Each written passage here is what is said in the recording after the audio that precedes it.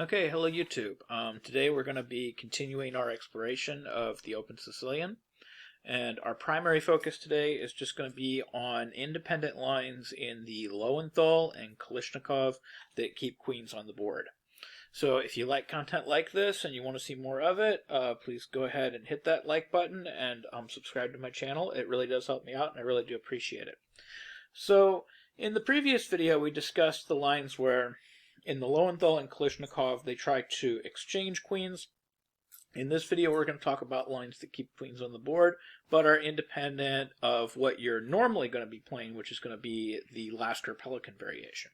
So we're going to have e4, c5, and then we're going to have knight f3, knight c6, d4, cd4, knight d4, and again, there's going to be a lot of different move orders here. They could come at it from a Taimanov move order, and they could aim for a Kalishnikov, and they can actually aim for a Kalishnikov, and they can even transpose into a form of the Lowenthal with this move order, starting from a Taimanov, which is, again, why these names are very confusing, because 9 times out of 10, a Taimanov is going to lead to a Lasker Pelican. This is what normally gets played, but it can also be a route to a Kalishnikov or an independent Lowenthal line, depending on how black chooses to play it.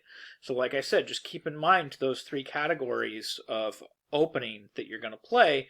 You're going to play either a Lasker Pelican, which again is going to be like 90% of what you play against, or you're going to play lines where they try to exchange queens, either coming out of a Lowenthal or a Kalishnikov or a Taimanov, or lines where they don't try to exchange queens, coming out of a Lowenthal, Kalishnikov, or Taimanov.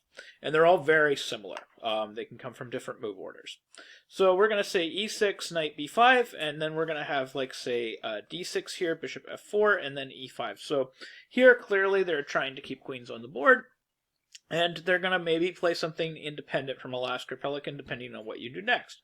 So now, if you play bishop to e3, they've already reached something that's somewhat independent of a Lasker Pelican, because they've gained this tempo and made you play your bishop to e3 instead of playing it to g5. Now, after knight f6, you can choose to play a Lasker Pelican type position even one tempo down. This was a favorite of Fischer. Fischer always liked to play the move bishop g5 here, believing that the most critical thing was, even if you're down a tempo, was just to double these pawns on the f-file.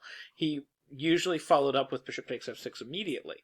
He did get burned, though, in a World Championship match game, not a World Championship match game, a candidates match game against Petrosian, that continued with bishop e6, and then we had knight on 1 to c3, a6, and then he doubled his pawns, which he thought was really critical, knight a3, and then Petrosian got a huge advantage here after the move d5, which was, of course, preparation for his candidate's match. And then after e takes d5, we had bishop takes a3, b takes a3, queen a5, queen d2, castles queenside is advantage black. Now, somehow Fischer, because he was just so good, managed to go on to win this game. But nobody had any doubts that this position was, in fact, advantage black, and that black was doing quite well here. And so this was something that was not to be repeated. But it doesn't mean that you can't still play chess like this. Bishop g5 is reasonable. It's just maybe knight on 1 to c3 is not reasonable. So we need to leave that c3 square open for the knight on b5 to retreat to. So it seems like knight d2 is actually a reasonable move. So the whole point here is, now if a6, we're simply going to tuck this knight back away on c3, and not only have we not wasted any time, we don't have to waste a lot of time getting this knight on a3 back into the game, which is a normal problem that you would see in the Lasker Pelican. So we've actually gained tempo in a sense. If they play a6, knight c3, b5, we're actually doing quite good. So the majority of strong players here will simply play bishop e7 and kind of try to ask your knight on d2 what it's doing. You should probably take on f6 and they should take back. And then there's been kind of 2 different tries here. There's been knight c4 and bishop c4.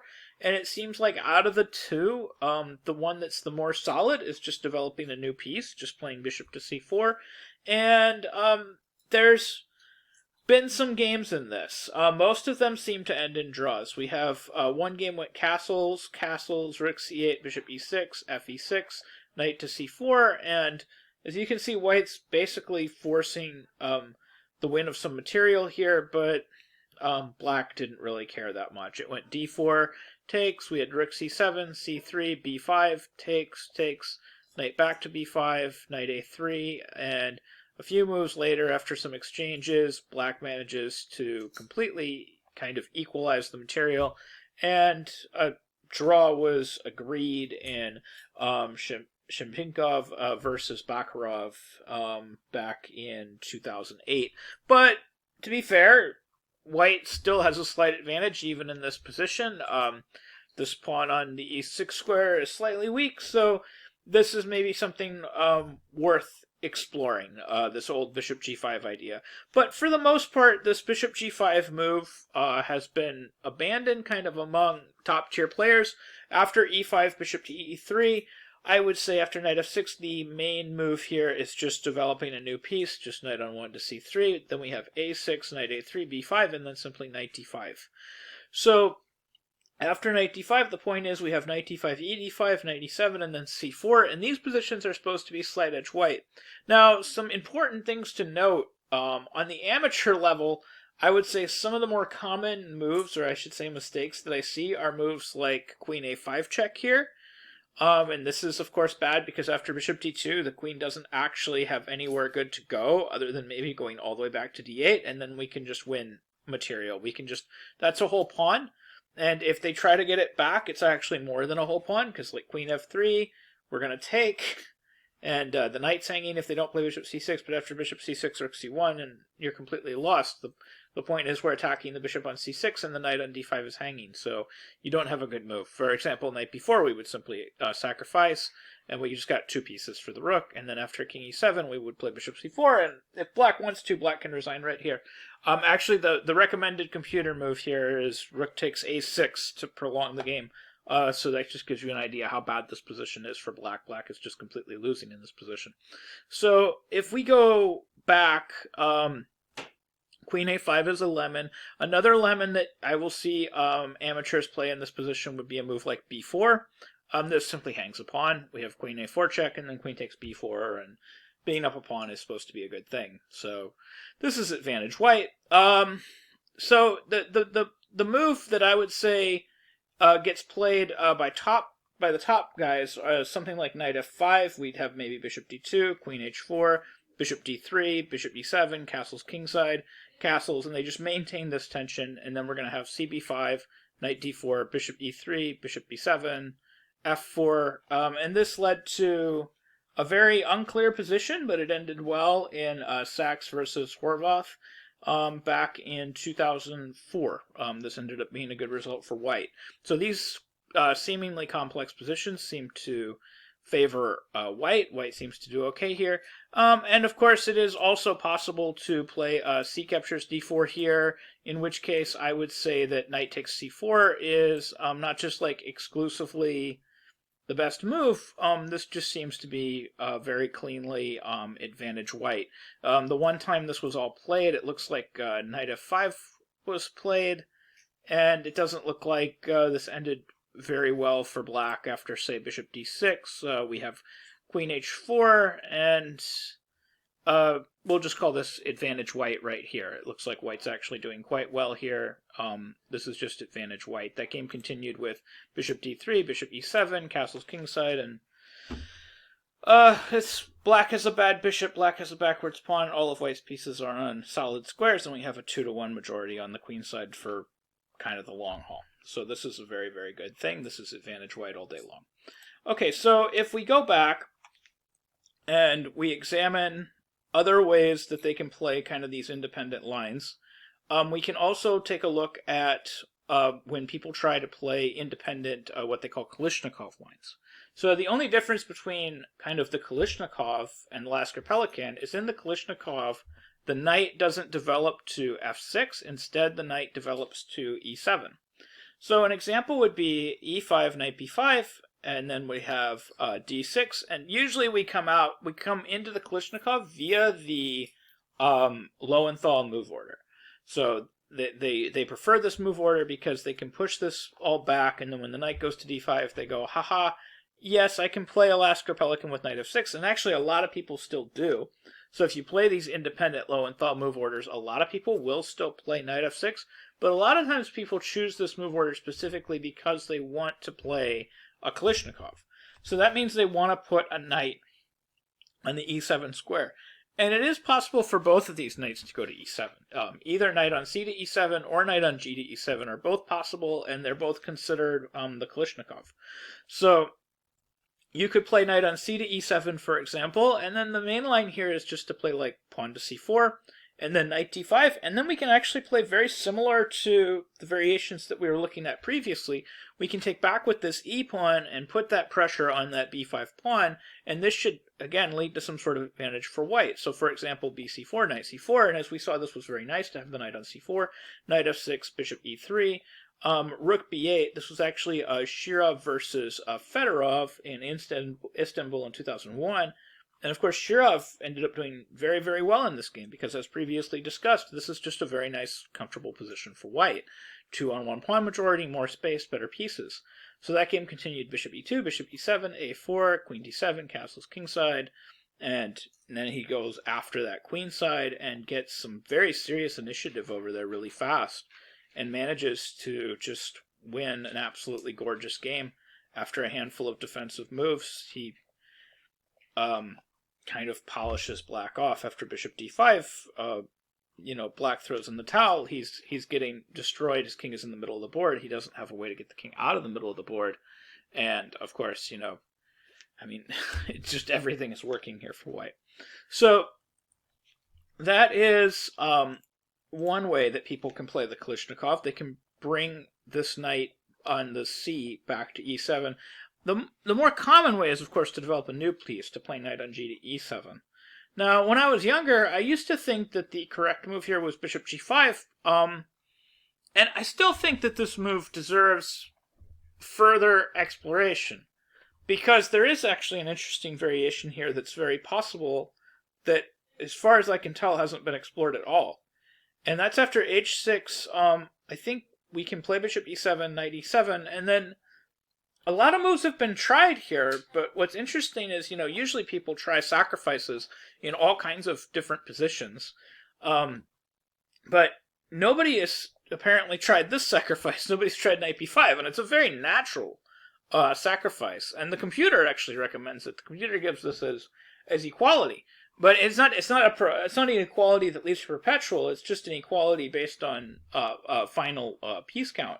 And it's after knight b5, a b5, bishop b5, bishop d7, we capture, and then we take here, they take on e4 with check, queen e2, queen takes a8, and then say castles kingside. And we have three very dangerous passed pawns. As a matter of fact, if there was a pawn on e4 right now preventing black from utilizing his center, white's position would be completely winning. Just to give you an idea of how dangerous these passed pawns on the queen side could be. The computer gives this as equal, but I would say, just a few moves down the road, if we manage to get these pawns really, really rolling, it could very easily just be decisive advantage white down the road. So this is something that I think is very much worth exploring within the Kalishnikov. I think bishop g5, bishop e7, followed by knight takes b5 is something worth playing. I think this could very well be decisive advantage white. It's actually very similar to a line that I play within my I'm not going to let you get away with playing the Lowenthal line, where after, say, a6, I'll play a move like bishop g5, which is basically I'm not going to let you get away with playing the Lowenthal, and then they can choose to play f6. They can also play knight f6 and transpose back into the Lasker Pelican. Knight on g to e7 is, of course, off because now knight d6 is winning. So they would have to play f6, and then I'm going to sacrifice here. And there is actually a line in here where I get a similar position. Some people do try knight d4 here to prevent bishop b6, because bishop b6 and knight c7 was a threat. And then you can play c3, knight e6, bishop b5, bishop d7, queen d7, and you can see this is ostensibly the exact same idea, except here, this position is simply decisive advantage white, again, because this pawn is here, so it's controlling these two squares. Now, in this case, these pawns aren't passed, but they're still going to be highly, highly dangerous. As soon as we play a4, a5, b4, b5, and a6, we're going to end up with a passed b or a pawn on that queen side, with the bishop and the rooks and the queen and everything in white's camp helping. And meanwhile, it's very unclear how black is going to unwind his pieces in time to meet the threat of this advancing horde of queenside pawns. So this is actually decisive advantage white. So a good rule is like it's kind of unclear if the e-pawn doesn't exist, but if the e-pawn exists, it's probably decisive advantage white.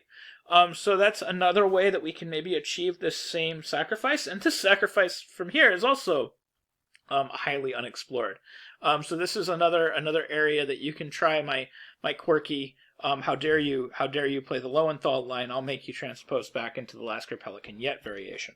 But so going back into other lines within the Kalishnikov, we have e5 knight on 1 to c3, and then we go back into the main line Lowenthal variation.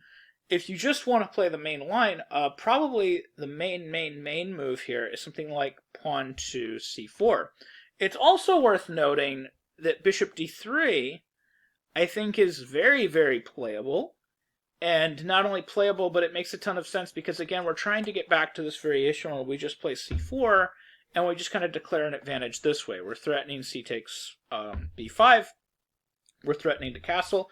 And this was played in a Behan versus Fauzi in Russia back in 2017. This went very well for white. The game continued g6, cb5, bishop g7, castles kingside, and, you know, white just has this nice comfortable advantage on the queen side again with these passed pawns over here, and he did very well with advancing those passed pawns in a very meaningful and very simple, straightforward way. Black got some counterplay on the king side, which is normal, but after a sacrifice of a little bit of material, it's looking good. You know, we've sacrificed a queen for a minor piece and a rook, and then these pawns are super, super dangerous. So actually the game didn't go much further. The game went rook c8, he sacrificed some more material, and then he just starts busting through with these pawns. After b6, you know, black threw in the towel. He doesn't have a good way to get at the white king, and white's about to make a new queen. So another way to play these Kalishnikov lines, just going back, is, of course, just to play the immediate c4. This should be considered the main line. This is what, Kasparov played against Latier in Moscow in 2002, so it should be considered the main line. After knight d5, cd5, we had knight e7 in that Latier game. I think more modern players will typically play the move knight to d4 instead here. We have a game, Nakamura versus Rajabov, that ended in a draw. And these positions are actually very similar to sort of the King's Indian defense. So you end up with like a King's Indian defense type of pawn structure, like maybe something you would end up with out of like a Samish variation, where black has kind of advanced his queenside pawns and weakened his queenside, and it's not clear if that is helping him or hurting him.